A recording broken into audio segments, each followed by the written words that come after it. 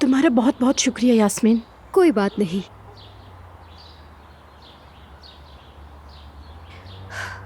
मुझे तो समझ नहीं आ रहा, यानी गुलशा आंटी सीढ़ियों से वाकई खुद ही गिरी थी, ऐसा कैसे मुमकिन हो सकता है?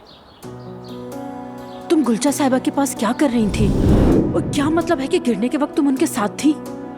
एलिफ, कहीं तुमने तो धक्का नहीं दिया? नहीं नहीं आपा, आप मेरे बारे में ऐसा कैसे सोच सकती हैं? मगर ये गिरी कैसे? क्या मेहमत ने इन्हें धक्का दे दिया था? नहीं, वो ये कहते हुए जा रही थी कि मैं सब कुछ बता दूंगी सबको, कि अचानक उनका पाँव फिसला और सीढ़ियों से नीचे गिर गई। मेहमत ने मुझे वहाँ से भगा दिया।